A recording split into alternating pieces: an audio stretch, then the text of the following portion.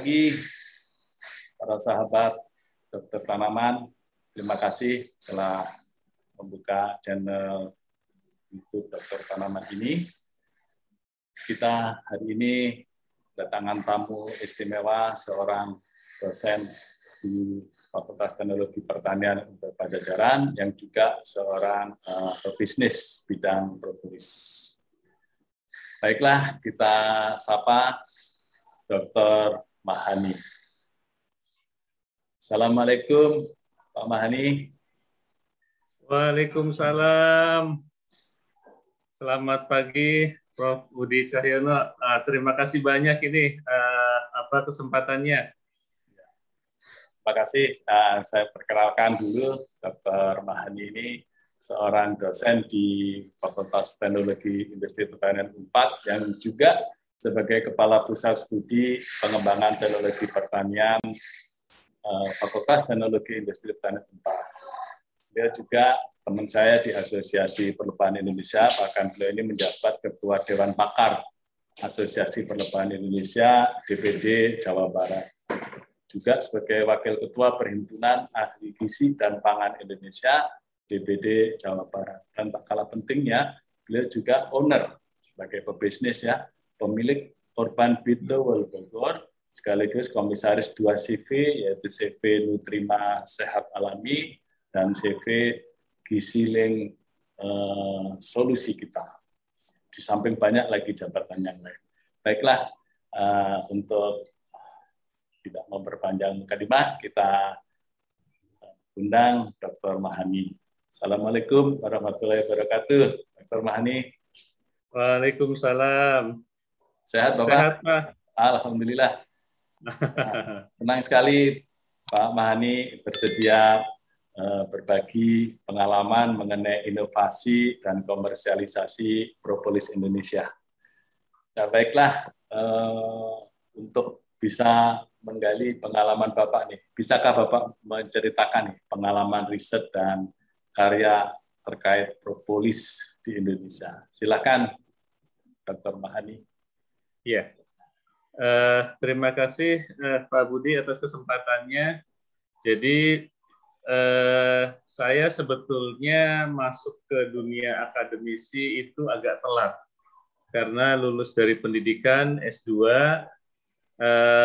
saya sempat lama bekerja di perusahaan selama 8 tahun, baru kemudian bergabung dengan Universitas Padjadjaran. Waktu itu tahun 2009. Nah, ketika tahun 2010, posisi saya sudah full sebagai PNS, sudah mulai bisa mengajukan proposal. Nah, memang pertama kali saya mengajukan proposal penelitian adalah tentang propolis. Nah, waktu itu memang saya mengajukan propolis itu karena selama saya bekerja di perusahaan food supplement, itu ada rasa penasaran yang sangat kuat, yang sangat besar terhadap propolis yang waktu itu di pasar cukup viral. Tetapi saya menemukan ya tadi tidak ada propolis nasional. Sehingga ketika saya berkesempatan bergabung sebagai akademisi di Unpad, maka langsung saya mengajukan proposal penelitian propolis. Memang dari yang kecil-kecil dulu biasa, karena sebagai dosen junior, penelitian propolisnya masih sederhana, identifikasi senyawa aktifnya lah, kemudian pengujian aktivitas biologisnya sebagai antibakteri, kemudian antiprotozoa, dan lain sebagainya. Sampai kemudian memang pada tahun 2011 saya berkesempatan untuk mengajukan proposal bisnis. Waktu itu Kemendikbudristek, namanya masih Kemendiknas. Nah, saya waktu itu mengajukan tahun 2011 semacam unit bisnis di dalam kampus, namanya IBIKK waktu itu. Iptek bagi Inovasi Kesejahteraan Kampus. Jadi arahnya memang ke bisnis. Jadi memang itu yang mengawali saya riset tentang propolis. Nah, sampai sekarang memang saya riset-riset selalu tentang propolis. Tidak pernah saya pindah topik ke non propolis ya. Kalaupun agak melebar sedikit, masih tetap di apa namanya produk perlebahan yaitu madu. Jadi boleh dibilang saya 98% penelitian saya tentang propolis, sisanya 2% tentang madu. Iya, iya. Itu Pak. Iya, begitu cintanya ya Pak Mahani Ya. ke propolis ini. Nah, Ya. mengapa tertarik pada propolis ini Pak? Ya, kapan mulai? ini memang ceritanya sangat panjang. Intinya bahwa saya begitu kuat cinta dengan propolis itu karena pengalaman saya ketika bekerja di perusahaan sebelum saya bergabung sebagai akademisi di Unpad. Propolis itu begitu populer di masyarakat ya. Peredaran propolis begitu masif, kemudian harganya sangat mahal waktu itu tahun 2003-an lah ya. 2003 sampai 2008 lah. Itu luar biasa. Dan termasuk perusahaan kami, perusahaan saya tempat bekerja, juga mengedarkan propolis. Nah, tapi memang propolisnya impor. Nah, itu apa namanya, dari sisi bisnis sangat luar biasa. Karena waktu itu saya ya bekerja di perusahaan food supplement, posisi sebagai product manager waktu itu. Itu memang cukup fantastis. Nah, tetapi di sisi lain bahwa produk-produk yang ada di pasaran, baik itu propolis yang kami pasarkan waktu itu di perusahaan, juga dengan produk-produk propolis kompetitor dari perusahaan lain, semuanya impor. Tidak ada yang produk dalam negeri. Dan saya kan saat itu juga sebagai product manager, salah satunya kan tugasnya membuat product knowledge. Propolis itu apa, sumbernya dari mana, itu yang saya geluti. Dan makin saya geluti, makin sering saya mengulas produk knowledge tentang propolis, itulah yang membuat saya makin penasaran gitu. Nah, ini begitu fantastis di pasaran, ya, nilai bisnisnya sangat tinggi, kemudian tetapi tidak ada propolis nasional. Padahal perlebahan di Indonesia kan luar biasa. Hutan di Indonesia tidak kalah dengan negara-negara sumber propolis, karena waktu itu sumber propolis zaman saya waktu itu bekerja di perusahaan, propolis yang paling terkenal itu kan dari Inggris, kemudian dari Australia, dan dari New Zealand. Nah, saya pikir hutan Indonesia itu tidak kalah dengan Inggris. Malah kalau kita banding-bandingkan hutan Indonesia dengan Inggris, jauh lebih unggul hutannya Indonesia. Tetapi kok propolis dari Inggris begitu terkenal, propolis dalam negeri tidak ada.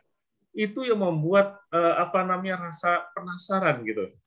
Dan ya waktu itu saya sebagai product manager di sebuah perusahaan juga sangat-sangat menginginkan kita cari-cari sumber, katakanlah pemasok propolis cair dalam negeri, tidak ada produsennya.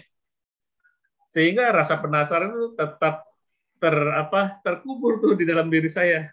Nah, ketika saya berkesempatan menjadi akademisi di tahun 2009, itulah kemudian saya ungkapkan dalam bentuk proposal penelitian. Itu Pak Budi ceritanya. Kenapa saya begitu cinta dengan propolis gitu? Ya, luar biasa Pak ya. Memang tidak mudah untuk mengkomersialisasi propolis, terutama yang dari dalam negeri. Nah, bagaimana nih Bapak sebagai akademisi memulai komersialisasi propolis Indonesia ini? Silakan. Ya. Jadi saya memulai komersialisasi propolis Indonesia itu memang karena ada dukungan dari institusi dalam hal ini Unpad, kemudian dan dukungan pemerintah, waktu itu namanya masih Kemendiknas.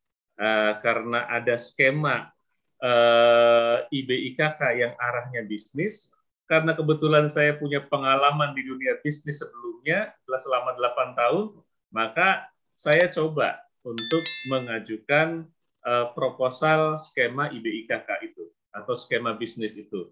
Nah, saya mendapatkan pendanaan 3 tahun waktu itu, tahun 2011, 2012, dan 2013. Saya ingat betul waktu itu dana per tahun yang saya terima 100 juta. Jadi total selama 3 tahun saya dapat dana 300 juta. Nah, di situ padahal waktu itu saya belum begitu memahami betul bagaimana sih teknologi ekstraksi propolis dan sebagainya, karena saya juga sebetulnya menyadari, saya itu kan background pendidikannya teknologi pangan dan ilmu gizi. Saya di Unpad juga sebagai dosen di Departemen Teknologi Pangan, bukan di farmasi. Itu menjadi tantangan tersendiri. Bagaimana katakanlah menyusun judul proposalnya yang kira-kira cocok dengan departemen yang tempat saya bekerja, home base saya, tetapi saya juga harus mengakomodasi keinginan saya yang begitu kuat. Akhirnya kemudian saya gunakan istilah nutraceutical. Nutraceutical kombinasi dari nutrisi dengan farmaceutical. Karena saya kan orang nutrisi juga, ilmu gizi, jadi nyambung di situ. Nah, memang alhamdulillah proposal saya lolos, didanai selama 3 tahun. Awal-awal saya kebingungan. Jadi di tahun pertama itu saya mengekstrak propolis. Kalau sebelumnya kan penelitian kecil-kecilan hanya mengekstrak propolis dalam jumlah kecil kan nggak masalah di lab. Tapi ketika masuk pada proposal bisnis kan urusannya bukan skala kecil lagi, tapi harus skala komersial, meskipun masih perusahaan kecil lah, masih startup lah ya, masih belajar. Tapi per batch produksinya itu sudah pasti beda dengan penelitian biasa. Disitulah di tahun pertama saya mengalami kesulitan. Jadi bagaimana memproduksi atau mengekstrak propolis dalam volume besar. Karena dari literatur yang saya pelajari waktu itu sulit menemukan katakanlah referensi cara produksi skala komersial. Tapi kalau referensi cara ekstraksi propolis untuk kepentingan penelitian sangat melimpah sih memang gitu. Jadi itu tantangan pertama, bagaimana mengekstrak propolis dalam volume besar. Nah, ketika sudah berhasil, saya ingat betul di pertengahan tahun pertama sudah berhasil memproduksi propolis dengan kapasitas yang lumayan besar. Ada tantangan kedua yang tidak kalah sulit, yaitu propolis yang dihasilkan ternyata karakteristiknya berbeda dengan propolis yang ada di pasaran. Dalam hal ini propolis yang ada di pasaran adalah propolis yang dari Inggris, ya, kemudian dari Australia, dari New Zealand dan Australia. Karakteristiknya beda sekali. Jadi propolis yang komersial yang ada di pasaran itu aromanya kan sangat kuat, kemudian rasanya dominan sepet, sedikit pahit. Nah, propolis hasil ekstraksi kami itu ternyata tidak beraroma. Waduh, pokoknya luar biasa. Tidak beraroma, kemudian rasanya dominan pahit, sedikit sepet. Jadi berkebalikan dengan propolis komersial yang aromanya kuat, sepetnya kuat, dan pahitnya sedikit. Sehingga waktu itu kami sangat-sangat kesulitan untuk memasarkan propolis. Sangat kesulitan. Dan saya sendiri juga tidak percaya diri untuk memasarkan propolis tersebut, karena ini berbeda betul dengan propolis yang komersial. Jadi boleh dikatakan bahwa waktu itu saya menganggap diri saya gagal memproduksi propolis itu di tahun pertama. Nah, jadi tahun pertama itu masa-masa yang sangat sulit. Nah, tetapi memang ketika mendekati akhir tahun pertama, saya mendapatkan satu pengalaman yang sangat luar biasa. Waktu itu saya ingat betul, saya bersilaturahmi ke Pak Heri Hermawan. Beliau di Jasinga, Bogor. Waktu itu beliau masih aktif bekerja di perhutani. Beliau orang Perlebahan juga, dan ketika saya bersilaturahmi ke rumah beliau, kemudian ya pembicaraan tentang propolis disinggung. Nah, ternyata beliau punya sampel propolis komersial yang dari Australia, karena beliau pernah ke sana. Kemudian dicobakan ke saya dikasih, kemudian saya cicip. Disitulah saya kaget. Ternyata propolis yang sampel dari Australia itu sama persis dengan propolis yang saya produksi. Rasa pahitnya dominan, sepetnya sedikit. Aromanya juga kurang. Jadi dari situ saya kemudian berpikir, oh ternyata bahwa propolis itu memang sangat beragam karakteristiknya. Karena yang propolis dari Australia yang disampaikan Pak Heri, itu sama persis karakteristiknya dengan propolis yang saya produksi. Tetapi memang propolis tadi yang dari Australia beredarnya di pasar Australia, bukan beredar di pasar Indonesia. Nah, dari situ saya kemudian terlecut semangat lagi bahwa saya sebenarnya tidak gagal. Apa yang kemarin saya produksi itu sudah betul, gitu, sudah benar. Jadi saya punya kekuatan baru, semangat baru, bahwa ini saya udah on the track, gitu, udah benar jalannya, gitu. Jadi saya semangat lagi. Kemudian saya beli sengaja itu, beli propolis Australia yang merek yang sama, yang dari Pak Heri itu. Jadi saya bawa kemana-mana itu propolis itu, sambil saya juga tawarkan propolis hasil produksi saya. Ini saya bilang sama. Nah, dari situ kemudian mulai pasar sedikit berubah, mulai mau menerima produksi propolis produksi kami. Itu memang mulainya tahun 2011. Tetapi sampai tahun 2013 sebetulnya boleh dibilang kalau dari sisi bisnis, dari sisi komersial itu belum terbentuk. Jadi masih kesulitan, masih banyak nganggurnya kita itu. Belum berproduksi secara reguler, secara rutin. Itu 3 tahun pertama. Kemudian 2014 sampai 2017 itu mulai kita produksinya di luar kampus. Kalau 3 tahun pertama kita dalam kampus, selesai masa proyek IBIKK dari Kemendiknas, selesai kita keluar kampus. Memang itu izinnya belum ideal, izinnya masih PIRT. Tempat produksinya juga masih industri rumah tangga. Sampai fase industri rumah tangga ini, memang kita juga mengalami kesulitan. Jadi, kita sebetulnya sudah punya perusahaan distributor yang berkenan memasarkan propolis kami. Tetapi, kinerja penjualannya itu masih cukup memprihatinkan. Itu berlangsung sampai 2017. Dan disitulah kemudian kita merasa ada kebutuhan, ada masalah besar yang memang harus kita tembus. Karena persepsinya masyarakat bahwa propolis nasional itu mutunya jauh lebih rendah dibandingkan propolis asing. Nah, di situ kemudian saya tertantang bagaimana bisa membuktikan bahwa propolis nasional itu mutunya tidak kalah dengan propolis asing. Maka di situ saya butuh standar mutu. Jadi ketika orang ingin membandingkan mutunya, harus ada standar mutu tentunya. Dan di situ waktu itu belum ada SNI. Jadi SNI propolis tidak ada pembanding. Nah, sehingga kemudian saya merasa, wah ini harus diperjuangkan SNI. Singkat cerita, ternyata saya berkesempatan untuk terlibat sebagai tim konseptor SNI propolis. Yang kemudian SNI-nya diberlakukan mulai akhir tahun 2018. Nah, ketika SNI propolis sudah ada, ketika orang mempersoalkan mutunya, mempersepsikan bahwa mutu propolis Indonesia itu rendah, saya bisa jawab, untuk menentukan mutu propolis ini rendah atau tinggi, cek aja di lab, bandingkan dengan standar, yaitu SNI. Kalau sesuai dengan standar SNI, apapun propolisnya berarti bagus.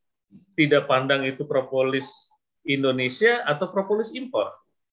Dan ternyata memang hasil uji lab propolis kita tidak kalah dengan propolis asing.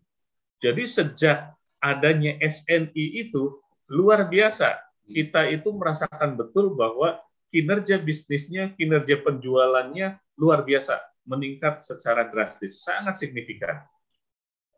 Itu kisah perjalanan ininya. Memang tidak mudah ya untuk bisa berhasil dalam komersialisasi propolis ini ya.